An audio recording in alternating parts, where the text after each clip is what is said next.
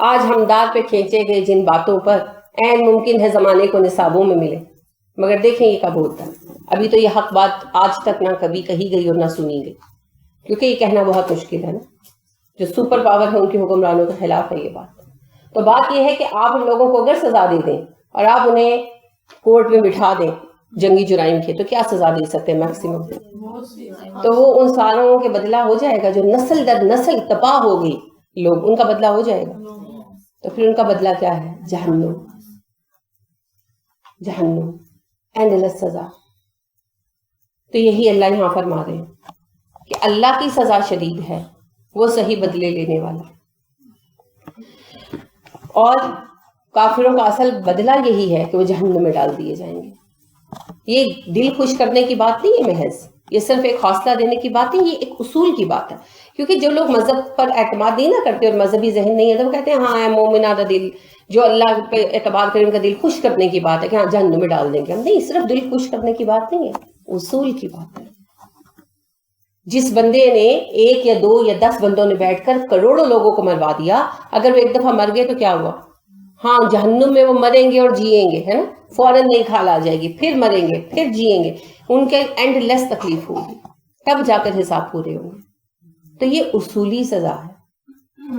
وَبِئْسَ الْمِہَادُ، اور یہ لوٹنے کا برا ٹھکانہ ہے۔ جہاں بیٹھنا ہے، مہد کہتے ہیں گود کو نا، تو گود کیا ہوتی ہے؟ بیٹھنے کی جگہ، تو بیٹھنے کی جگہ کو کہتے ہیں۔ تو یہ بدترین جگہ ہے جہاں بیٹھا جائے، یہ وقت گزارنے کی، بیٹھنے کی، رہنے کی بدترین جگہ ہے، اس سے بری کوئی جگہ نہیں ہو سکتی۔ قد بلا شک و شبہ کانا ہے لکم تمہارے لیے، آیت نشانی، فی میں فئتین 2 گروہ۔ فیاتا کس کو کہتے ہیں؟ فیاتن کہتے ہیں گروہ کو، فیاتین 2 گروہ، التقطا جن کا آمنا سامنا ہوا، جو آمنے سامنے ہوئے، جو نبرد آزما ہوئے، جو لڑے۔ تمہارے لیے ان 2 گروہوں میں جو ایک دوسرے کے ساتھ نبرد آزما ہوئے، اس میں ایک نشانی موجود ہے۔ فیاتن ایک گروہ، تقاتلو وہ لڑ رہا تھا، فی سبیل اللہ اللہ کی راہ میں، و اخرى اور دوسرا کافرتن کافر تھا، یرونہم وہ دیکھ رہے تھے، مثلہم دگنا اپنے سے، رای العین کھلی آنکھ سے، سر کی آنکھ سے، بچشم سر۔ 2 گروہ تھے، ایک اللہ کی راہ میں لڑ رہا تھا، دوسرا کافر تھا۔ مومن کافروں کو اپنی آنکھوں سے دیکھ رہے تھے کہ ان سے 2 گناہ ہیں، حقیقتاً 3 گناہ تھے۔ بدر کی بات ہو رہی ہے، بدر میں مسلمان 313 تھے، کافروں کا لشکر 1000 تھا، تو 1 بمقابل 3 تھے۔ یہاں دگنا کیوں کہا گیا؟ کہ ایک سرسری نظر بھی آپ ڈالیں تو نظر آ جاتا ہے نا کہ لوگ زیادہ ہیں یہ کام میں، تو اس حوالے میں کہا جا رہا ہے کہ ایک سرسری نظر میں بھی نظر آ رہا تھا کہ یہ لوگ 2 گناہ ہیں، اور ویسے حقیقتاً 3 گناہ تھے۔ مقصد بتانا کیا ہے کہ 2 گروہ تھے، ایک کثیر تھا اور ایک قلیل تھا، مگر مقاصد کا فرق تھا، ایک اللہ کی راہ میں نکلا تھا اور دوسرا بس ضد میں۔ مسلمانوں سے ان کو کوئی مسئلہ تو نہیں تھا، مسلمانوں کا مال تو چوری کر کے نہیں لے گئے تھے، جیسے یہود جب نکلے تھے نا مصر سے تو وہ مال بھی ساتھ لے گئے، جو انہوں نے رہن رکھا ہوا تھا نا مال لے کر، سونا کہاں سے اتنا سونا آیا تھا؟ یہ تو غلام لوگ تھے۔ جس سونے کا بچڑا بنایا تھا، اور سورہ اعراف میں باقاعدہ وہ کہتے ہیں کہ ہم سونے کا بوجھ اٹھا اٹھا کر تھک گئے تھے، اس لیے ہم نے ایک دفعہ ایک طرف اکٹھا کر دیا۔ کہاں سے اتنا سونا؟ یہ تو غلام لوگ تھے، غلام تھے نا، امانت تھا کچھ سونا، اور امانت نہیں زیادہ رہن تھا۔ یہ لوگ وہاں بیٹھ کر بھی سود کا کاروبار کرتے تھے، یہ وہاں بیٹھ کر بھی سود کا کاروبار کرتے تھے، تو سود پر جو سونا رہن رکھا تھا وہ سارا اٹھا کر ساتھ لے گئے۔ تو ایک ریزن بنی نا، مسلمان تو اپنا مال چھوڑ آئے تھے، ہے نا۔ اچھا، مسلمانوں نے ان کو کبھی نقصان پہنچایا؟ کوئی فساد ڈالا؟ جیسے یہود کی تو عادت تھی نا، فساد ڈالتے رہتے تھے، لہٰذا پھر جب فسادات ہوتے تھے تو ان کو وہ خوب جو ہے قوم فرعون جو ہے خوب تشدد کرتی تھی ان پر۔ لیکن کیا مسلمانوں نے کبھی کوئی فساد ڈالا؟ کوئی خلاف ورزی کی؟ جو بھی قوانین اس وقت ان کے رائج تھے اس کی نہیں کی نا۔ پھر جب نکلے تو صرف اپنی جانیں بچا کر مدینہ آ گئے۔ اچھا، مدینہ آنے کے بعد انہوں نے مکہ والوں کو کوئی تنگ کیا؟ کوئی ان کی راہ میں روڑے اٹکائے؟ کوئی پریشانی پیدا کی؟ نہیں کی۔ اب اس کے باوجود مکہ والوں نے حملہ کیا، کیوں؟ محض ایک ضد۔ ابو جہل نے خط لکھا تھا، ابو جہل نے خط لکھا تھا اور کہا کہ تو کیا سمجھتا ہے، رسول اکرم صلی اللہ علیہ وسلم کو خط بھیجا نا، کہا محمد تو کیا سمجھتا ہے صلی اللہ علیہ وسلم کہ تو ہم سے مدینے جا کر بس گئے تو بچ گیا؟ مدینہ ہے کیا 500% کا فاصلہ، بس تیار رہو ہم آتے ہیں. آپ صلی اللہ علیہ وسلم کے آنے پر یہ خط بھیجا تھا اس نے باقاعدہ. تو آپ صلی اللہ علیہ وسلم کو ان کی طرف سے حملے کا خطرہ تھا مستقل. اب آپ دیکھیے کہ مسلمان جنگ کے لیے اپنی خوشی سے نہیں نکلے تھے, مجبوراً نکلے تھے, اور قریش خوشی سے نکلے تھے, ہے نا. مسلمان بے سر و سامان نکلے تھے اور قریش پوری تیاری کے ساتھ آئے تھے. مسلمان ان کا جو لشکر گیا, اگر اس کو لشکر آپ کہیں تو وہ جو 313 افراد تھے, ان کا رہن سہن, ان کا جنگ کے دوران جو وہاں پر آپ صلی اللہ علیہ وسلم نے اسٹے فرمایا, جاتی تو جنگ نہیں نہ ہوگی, ایسے تھوڑی کہ بس دیکھا اور لڑ پڑے. تو یہ جو ہے تقریباً ہفتہ بھر کا پورا ٹائم تھا. اس میں مسلمان جو وہاں جنگ سے پہلے بھی وقت گزارا, اللہ سے دعائیں کر رہے تھے, التجائیں کر رہے تھے, مدد مانگ رہے تھے. جنگ کے بعد بھی صرف شکر گزاری تھی. اور کفار اپنے ساتھ ناچنے گانے والیاں بھی لے کر آئے تھے, شرابے بھی لے کر آئے تھے. اور ہارنے سے یعنی کہ جنگ کے آغاز سے پہلے وہ جو ان کے دعوے تھے, ان کی تعلیاں تھیں کہ ہم تو یہ, ہم تو وہ, ہم تو شہ سواران عرب, اور ہم تو زمین آسمان ایک کر دیں گے. اور ہار جانے کے بعد بد دعائیں اور رونا اور پٹنا اور ماتم اور اپنے دیوتاؤں کو گالیاں. تو سارا رویہ ظاہر کر رہا تھا کہ کون سا گروہ کس مقصد کے لیے آیا, کون سا حق پر ہے. یعنی کسی کو بھی, جس کو کہتے ہیں نا اندھے کو بھی فرق نظر آنے والی صورتحال تھی. تو اللہ کہتے ہیں ایک گروہ رب کی راہ میں نکلا تھا, اور دوسرا محض اپنی ضد کی وجہ سے, کوئی سبب نہیں تھا مسلمانوں کے خلاف لڑنے کا, کوئی ریزن نہیں تھی. چلے گئے تھے تو جان چھوڑ دیتے نا, لیکن نہیں, کافروں کی صفت ہے نہ کھیلیں گے نہ کھیلنے دیں گے. لہٰذا جب یہود بھی نکلے تھے حضرت موسیٰ علیہ السلام کے ساتھ, تو فرعون نے پیچھا کیا, تب بھی جانے نہیں دیے. یہ ٹھیک ہے وہ کچھ سونا ساتھ لے گئے تھے, مگر جتنی امیر مملکت تھی ان کو کیا فرق پڑتا تھا, جان چھوڑ دیتے. اور وہ سونے کی وجہ سے پیچھے نہیں آئے تھے, پیچھے وہ دین ہی کی وجہ سے آئے تھے. وہ تو ہر یہود کی میں ایک صفت بیان کر رہی ہوں. یہ لوگ پیچھے جب قوم فرعون آئی تھی, قبطی لوگ آئے تھے, تو یہ بھی اپنے مال کی وجہ سے نہیں آئے تھے, یہ اس وجہ سے آئے تھے کہ ان کی اتنی جرأت, یہ کہیں جا کر اپنے دین پر عمل کرے. تو پھر دل ایک جیسے ہو گئے نا, تو پھر انجام بھی ایک جیسا ہوگا. تو اللہ نے کہا کہ دیکھو نشانی ہے. پہلی بات یہ کہ ان کے اعمال اور دل ویسے ہی ہیں جیسے قوم فرعون کے تھے. جیسے وہ سج دھج کر لوگوں کو دین سے روکنے نکلے تھے, یہ بھی روکنے نکلے تھے. تو پھر ہم نے انجام وہی کیا جو ان کا کیا تھا, جڑ کاٹ دی. تو پھر اسی سے سمجھ لو کہ انجام آخرت میں بھی یکساں ہوں گے. اور دوسری بات کہ اللہ کس کے ساتھ ہے, ایمان والوں کے ساتھ. لہٰذا 313 افراد کا وہ گروہ جو بظاہر بے سر و سامان تھا, وہ جیت گیا. کس سے؟ عرب لوگوں سے, جو عرب کے علاقے کی سب سے بڑی طاقت تھے, مکہ والوں سے. مکہ والے وہاں کے عرب کی, یعنی کہ جو جزیرہ عرب ہے, جزیرہ نمائے عرب جسے اب سعودی عرب کہتے ہیں, اس کی سب سے بڑی قوت تھے مکہ والے. مکہ والوں کے مقابل کوئی کھڑا نہیں ہو سکتا تھا. اللہ رب کریم نے ان کے مقابل فتح دی, ان بے سر و سامان لوگوں کو, جنہیں وہ حقارت سے کیا کہتے تھے, چرواہے. تو ابو جہل کا بڑا مشہور فقرہ ہے, اس نے کہا تھا یہ دودھ بیچنے والے خون کا رنگ جانتے ہیں جو یہ ہم سے جنگ کریں گے. یہ اس کی تقریر کا حصہ تھا, یعنی کہ اس نے اپنی فوج کو بھڑکانے کے لیے تقریر کی. تو اس نے کہا کہ یہ دودھ بیچنے والے خون کا رنگ تو جانتے نہیں, یہ ہم سے جنگ کریں گے.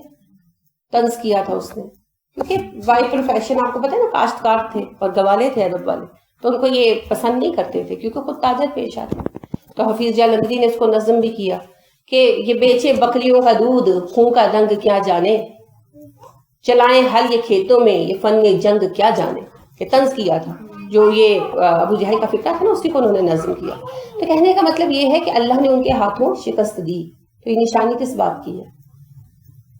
کہ اللہ ہر چیز پر قادر ہے, اور جس گروہ کے ساتھ اللہ ہوتا ہے فتح اسی کی ہوتی ہے, اور اللہ ہمیشہ ایمان والوں کے ساتھ ہے. واللہ اللہ یؤید, وہ تائید کرتا ہے, بنصرہ, ساتھ اپنی مدد کے, من جس کے لیے یشاء چاہتا ہے. اللہ جس کے لیے چاہتا ہے اپنی تائید کے ذریعے مدد کرتا ہے, وہ تائید دیتا ہے, قوت دیتا ہے. یؤید قوت دینا, اللہ جسے چاہتا ہے قوت دیتا ہے. تو دی اللہ نے بدر میں قوت, کیسے دی؟ فرشتے اتارے. کتنے؟ 1000 نشان زدہ فرشتے. اللہ خود کہتے ہیں 1000 نشان زدہ فرشتے اتارے. اور صحابہ خود بیان کرتے ہیں کہ عصر کے وقت ہم پر سب سے آخری حملہ ہوا. عمر فاروق رضی اللہ عنہ کہتے ہیں جب حوض توڑنے لگے نا یہ لوگ, اور ہم نے انہیں حوض توڑنے سے روکا, تو وہاں آخری حلہ پڑا. اس وقت تک ابو جہل زخمی ہو کر گر چکا تھا. آخری ہلہ پڑا. ان کو ابو جہل کے اس کا بھی غم تھا, غصہ تھا کفار کو, اور مسلمانوں کی بھی صبح سے لڑ رہے تھے, حالت روزہ میں تھے, اور کھایا بھی کیا ہوا تھا, چند چند کھجوریں, اور شدید گرمی تھی. تو اس وقت مسلمانوں کی بھی آخری قوت تھی اور ان کا بھی آخری حلہ تھا. تو عمر کہتے ہیں کہ اس سے زیادہ سخت وقت ہم نے نہیں دیکھا, اور ہمیں یہ گمان ہو رہا تھا کہ اب تو بس ہم گئے, یعنی اب نہیں ہم بچیں گے. تو اس وقت عمر کہتے ہیں کہ رسول اکرم صلی اللہ علیہ وسلم جو ہیں, آپ کچھ پیچھے تھے تو آپ آگے آئے, اور آپ صلی اللہ علیہ وسلم کی چادر اس طرح سے تھی کہ تھوڑا سا چہرہ کور سا ہو رہا تھا, تو آپ نے اسے پیچھے کیا. تو آپ کے چہرے پر سخت جلال طاری تھا کہ ہم آپ کے چہرے پر نظر نہیں ڈال سکتے تھے, ہم نے ایسی کیفیت میں آپ کو دوبارہ نہیں دیکھا, سخت جلال طاری تھا.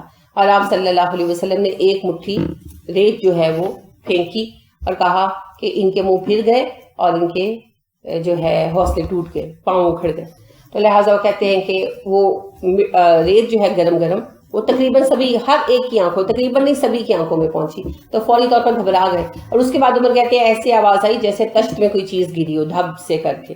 تو اس کے بعد کہتے ہیں کہ ہمیں گھوڑوں کے بولنے کی آوازیں, ہنہنانے کی آوازیں بلندی پر سنائی دی, اور ہم لوگ کسی کافر کو قتل کرنے کا ارادہ کر رہے ہوتے اور اس کا سر جو ہے کٹ جاتا یا اس کا بازو کٹ جاتا, اس کے بعد پھر کافر بھاگے.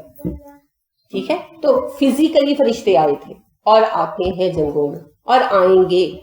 شرط یہ ہے کہ جنگ اللہ کی راہ میں ہو نا. اگر یمن اور سعودیہ لڑ رہے ہیں تو کہاں فرشتے اتریں گے؟ کہیں بھی نہیں اتریں گے, کیونکہ خانہ جنگی پر کوئی رحمت نہیں آتی. جب کفار کے خلاف آپ جہاد کے لیے کھڑے ہوں گے تو آئیں گے, کیوں نہیں آئیں گے؟ تو یہ ایک واقعہ جو ریسنٹلی پیش آیا تھا, تو اس پر اللہ رب کریم نے فوراً جو ہے اس کی مثال دی. اگر آپ آج بات کریں تو اسلامی تاریخ کی پوری جو ہے تاریخ بھری پڑی ہے اس قسم کے واقعات میں. آپ دیکھیے جب صلیبی جنگیں ہو رہی تھی تو صلاح الدین ایوبی نے جس جنگ میں بیت المقدس فتح کیا, جو بیت المقدس کی فتح کی جنگ تھی, صلاح الدین ایوبی کی فوج 1,00,000 تھی, اور یورپی اتحاد, یورپی یونین کی جو افواج تھیں وہ 9,00,000 تھی, اور اتنی زیادہ فوج کبھی کسی محاذ پر دوبارہ جمع نہیں کی گئی. میں آپ کو تاریخ بتا رہی ہوں, کہانی نہیں بتا رہی. اور صلاح الدین ایوبی جیتے. آپ کو پتہ ہے اتنی اموات ہوئی تھیں کہ لاشوں کے سڑنے کی وجہ سے وبا پھیل گئی تھی. لاشیں جو تھی نا, اتنی اموات ہوئی تھیں, اتنی کثرت سے اموات ہوئی تھیں جنگ کے دوران, کیونکہ فوج کی تعداد بہت زیادہ تھی نا, تو اتنی زیادہ زخمی بھی بیچارے مر گئے کیونکہ کتنوں کو اٹھاتے. تو اس کی وجہ سے لاشوں کو دفن کرنے میں بہت ٹائم لگا. تو اتنا وقت لگا کہ لاشیں گلنے لگی, اور لاشوں کے گلنے کی وجہ سے خاص بیماری پھیلی تھی, ناخنوں کی وبا.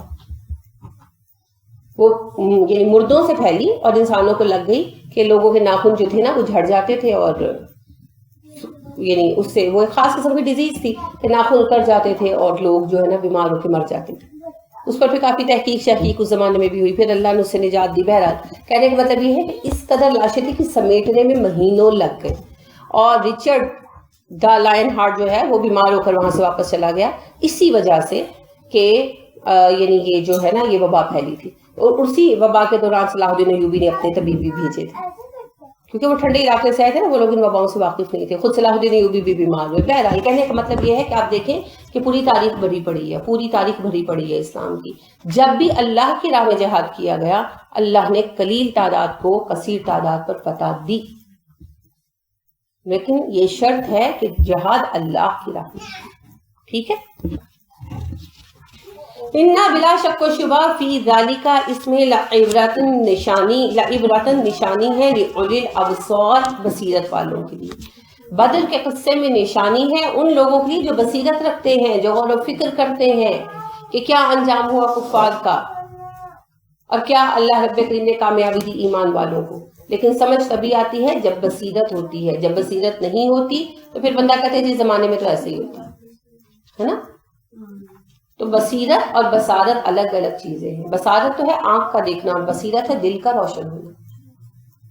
تو دل کی روشنی ہوتی ہے نا, تو پھر ان چیزوں میں نشانیاں نظر آتی ہیں. پھر تو ایک ایک پتے میں انسان کو اللہ کا رنگ اور روپ نظر آنا شروع ہو جاتا ہے. اور جن میں بصیرت نہیں ہوتی وہ جانوروں کی طرح زندگی گزارتے ہیں, ہے نا. وہ کبھی نہیں سوچتے, جیسے آپ دیکھیں نا جانور ہوتے ہیں, ایک کتا کتی ہو, جوڑا ہو کتوں کا, مر جائے ایک تو دوسرا اس سے کوئی عبرت لیتے نہیں, ان میں حص ہی نہیں ہے نا. انسان ایسے نہیں کرتا. انسان متاثر ہوتا ہے, اور متاثر ہونے سے مراد غم زدہ ہو کر مایوس ہونا نہیں ہے. آپ اثر کو پازیٹیو لیں. کیا ہوتا ہے آپ نے دیکھا ہوگا, کسی گھر میں کوئی موت ہو جائے, جوان بچہ مر جائے, تو کیا ہوتا ہے, گھر والوں کا دل بدل جاتا ہے, وہ دین کی طرف پلٹ آتے ہیں, ہے نا, ان کو دین سے لگاؤ پیدا ہو جاتا ہے. یہ پازیٹیو اثر ہے, اور یہ انسان ہی لیتے ہیں, جانور نہیں لیتے. آپ دیکھیں مرغابیاں اڑی جا رہی ہیں, تو ایک مرغابی کو شکار کر لیا کسی نے, تو باقی مرغابیاں وہ دیکھ لیے کہ کہاں گئی, وہ اپنی اڑ جاتی ہیں, انہیں کیا. تو انسان ایسے نہیں ہوتے. انسان اپنے ساتھ والوں کو ویلیو کرتے ہیں, اور ان کی زندگی سے اور ان کی موت سے سبق سیکھتے ہیں نا, اور سیکھنا چاہیے. ابھی جیسے ہماری یہ جو بہن نسرین ہے, تو ان کا جو مسئلہ پیش آیا بچی کے حوالے سے, اور انہوں نے صبر کیا اور اللہ پر چھوڑا معاملہ. سب بچے بہت ناراض تھے اس وقت, انہوں نے مجھ سے آ کر بات کی, تو میں نے ان کو کہا کہ آپ اللہ پر چھوڑیں, اور انہوں نے اس بات کے لیے بچوں کی ناراضگی بھی مول لی کہ اللہ پہ چھوڑا معاملہ. تو ابھی یہی بتا رہی تھی کہ بظاہر اس بچے کی اس وقت شادی ہو گئی نا, اور بچی جو ہے کم عمر تھی اور پڑھی لکھی تھی اور سب کچھ, اور اس بات کو بڑا خاندان والوں نے جیسے ان کے لیے تانا بنایا کہ اس کو تو دیکھو اتنی اچھی بچی مل گئی. مگر 2-3 ماہ میں یہ صورتحال بنی کہ وہ بچی بھی چلی گئی, اس نے طلاق لے لی اور کیس دائر کیا, اور پہلی بچی کا کیس بھی چل رہا تھا. تو اس صورت میں ان کو بہت ہیوی ڈیمیجز پڑے ہیں, جن کو ادا کرتے ہوئے اللہ ان پہ رحم کرے وہ بینکرپٹی ہو جائیں گے. تو آپ یہ دیکھیے کہ جب اللہ پر آپ معاملات چھوڑتے ہیں تو اللہ بہترین انصاف کرتے ہیں. صرف تھوڑے صبر کی بات ہوتی ہے, صرف تھوڑے صبر کی بات ہوتی ہے. تو یہی بات ہے کہ ہر بات میں اللہ نے ہمارے لیے سبق رکھا ہے, بشرطے کہ ہم غور فرمائیں. ہم ہر چیز کے پاس سے گزر جاتے ہیں, تو اللہ کہتے ہیں جو وہ لوگ سوچتے نہیں ہیں وہ جانوروں سے بدتر ہے, جو غور و فکر نہیں کرتے, وہ اسی وجہ سے ہے. تو اس کامیابی میں اللہ کہتے ہیں تمہارے لیے سبق ہے, تمہیں کامیابیاں ملیں گی, ہمیشہ ملیں گی, بشرطے کہ اللہ کی راہ پر چلو, اللہ کے گھروں میں شامل ہو جاؤ, عباد الرحمن میں شامل ہو جاؤ. ٹھیک ہے. زینا خوبصورت بنا دی گئی, للناس لوگوں کے لیے, حب محبت, الشہواتی خواہشات کی, من النساء عورتوں میں عورتیں, والبنین بیٹے, والقناطیر المقنطرۃ اور بڑے بڑے خزانے اکٹھے کیے ہوئے, من الذہب سونا, والفضہ چاندی, والخیل گھوڑے, المصومۃ چنے ہوئے نشان لگے ہوئے, والانعام اور مویشی, والحرث اور کھیتیاں. پسندیدہ بنا دی گئی لوگوں کے لیے خواہشات کی محبت, جیسے عورتیں اور بیٹے اور اکٹھے کیے ہوئے خزانے, سونے چاندی کے ڈھیر, اور منتخب شدہ گھوڑے اور جانور اور کھیتیاں. پہلی بات جو سمجھنے کی ہے, یہ خواہشات پسندیدہ بنا دی گئی ہیں. کس نے بنائی؟ اللہ نے. ہمارے دلوں میں ہے نا ان کی محبت, اولاد کی محبت, مال کی محبت, اچھی چیز کی محبت, تو یہ بری بات نہیں ہے. لہٰذا جب رسول اکرم صلی اللہ علیہ وسلم نے ارشاد فرمایا کہ تکبر کرنے والا جنت میں نہیں جائے گا, جس کے دل میں رائی برابر تکبر ہوگا وہ بھی جنت میں نہیں جائے گا, تو ایک صحابی نے کہا اللہ کے نبی صلی اللہ علیہ وسلم, ہم میں سے ہر شخص یہ پسند کرتا ہے کہ اس کی جوتی اچھی ہو, اس کا لباس اچھا ہو, تو یہ تکبر ہے. آپ صلی اللہ علیہ وسلم نے فرمایا نہیں, اللہ جمیل و یحب الجمال, اللہ جمیل ہے, جمال کو پسند کرتا ہے. تکبر تو ہے لوگوں کو حقیر جاننا اور حق بات کا انکار کرنا. ٹھیک ہے, تکبر کیا ہے؟ لوگوں کو حقیر جاننا اور حق بات کا انکار کرنا, حق بات کو حقیر سمجھ کے جھٹلا دینا کہ نہیں رہن دیو اینجی ہوں. تو اچھا کپڑا, اچھا جوتا پہن لینا اپنی خوشی کے لیے, اپنے دل کے لیے, اپنی سہولت کے لیے, یہ تکبر میں نہیں آتا. اور ان چیزوں کی محبت انسان کے دل میں ہے. انسان کو اچھا لباس اچھا لگتا ہے, جوتے اچھے لگتے ہیں, گھر اچھا لگتا ہے, اچھا ہو.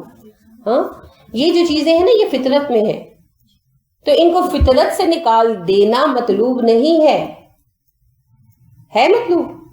کیوں؟ آپ ایسا کیوں نہیں بن جاتے جیسے ہندو سینٹ بن جاتے ہیں, ہمارے یہاں پہ جا کے بیٹھ جاؤ دنیا چھوڑ کے, کھانا بھی چھوڑ دو, شادی بھی نہ کرو. ہے اسلام میں. یہود نے بھی تو یہی کیا, عیسائیوں نے بھی یہود سے یہی سیکھا, پھر یہی کیا.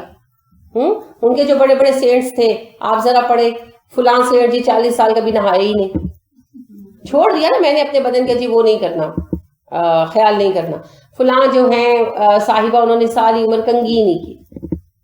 فلاں صاحب جو تھے وہ زنجیریں پہن کے رہتے تھے, مجھے ان کے نام یاد نہیں رہے. فلاں صاحب جو ہیں سینٹ جو ہیں انہوں نے مینار بنوا لیا اور مینار کے ساتھ سیڑھی نہیں لگوائی کہ اپروچ مشکل ہو, اور خود مینار پہ چڑھ کے بیٹھ گئے کہ نہ دنیا سے ان کا واسطہ ہی نہیں ہوگا نا, نیچے کیسے اتروں گا. فلاں سیٹ جو تھے انہوں نے اپنے شاگردوں کو کہا مجھے باندھ کے کنویں میں لٹکا دو, اور اس کو بڑی عبادت سمجھا. لیکن اللہ کیا فرما رہے ہیں؟ اللہ کہتے ہیں زینا, ہم نے پسندیدہ بنا دی, ہم نے بنا دی. اس کو نکالنا مطلوب نہیں ہے. کیوں نکالنا نہیں مطلوب؟ یہ تو بڑی اچھی بات ہے, نکال دو, دنیا سے بے پرواہ ہو جاؤ.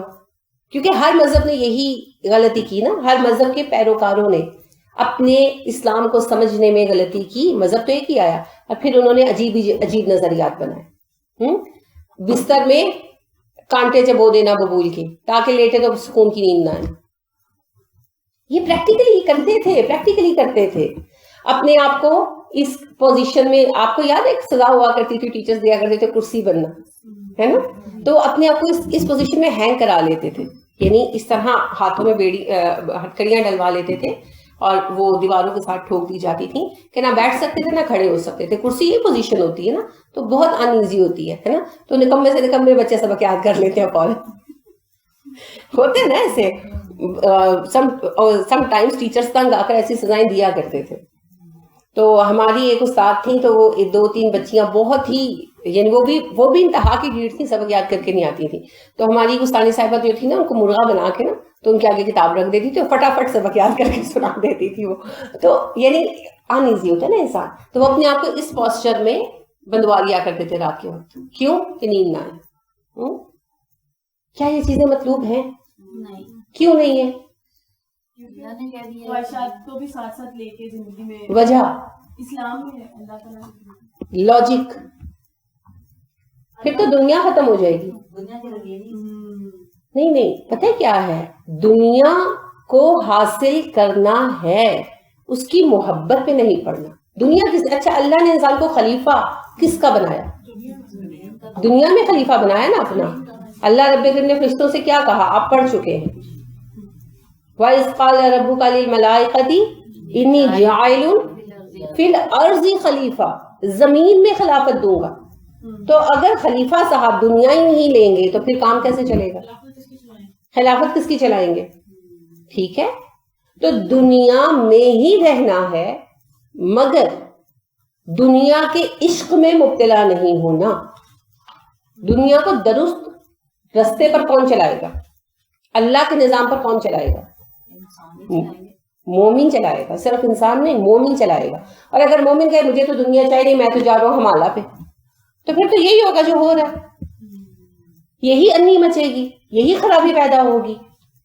لہٰذا مومنین کے لیے ہی دنیا بنائی اللہ نے. اللہ فرماتے ہیں ہم نے دنیا کی ہر چیز اپنے مومن بندوں کے لیے بنائی, اور آخرت تو خاص طور پہ ان کے لیے. تو دنیا اللہ نے اس لیے نہیں بنائی کہ یہاں پر کفار عیش کریں. اللہ نے دنیا اس لیے بنائی کہ مومنین اسے اللہ کے قوانین اور قواعد پر چلائیں. کب چلائیں گے؟ جب دنیا میں رول کریں گے, ہے نا. جیسے مسلمانوں نے 1200 سال قریباً چلائی ہے دنیا پر رول کر کے. علم میں آگے تھے, عمل میں آگے تھے, سائنس میں آگے تھے. جب سب کچھ چھوڑ گیا, نہیں دنیا نہیں چاہیے, دنیا نہیں چاہیے. یہ فلسفہ کب سے مسلمانوں میں آیا؟ جب مسلمانوں کے ہاتھوں سے حکومتیں نکل گئیں. تو پھر مسلمان جو ہیں انہوں نے آسان سبق پڑھا. ایک سبق مشکل تھا, محنت کرو, علم حاصل کرو, سائنس میں آگے آؤ, ٹیکنالوجی میں آگے آؤ, پھر دنیا میں رول کرو, جیسے جاپان والوں نے کیا. دوسرا سبق آسان تھا, کونے میں بیٹھ جاؤ, ہمیں دنیا نہیں چاہیے, ہم تو سینٹ لوگ ہیں, درویش لوگ ہیں, ہمیں کیا غرض دنیا سے. یہ آسان طریقہ اسکیپ ہے. لہٰذا اس کی طرف طبیعتیں مائل ہو گئی, کیونکہ پہلے ہی مسلمان نکمے ہوئے پڑے تھے, تو لہٰذا گھس گئے خانقاہوں میں جا کر.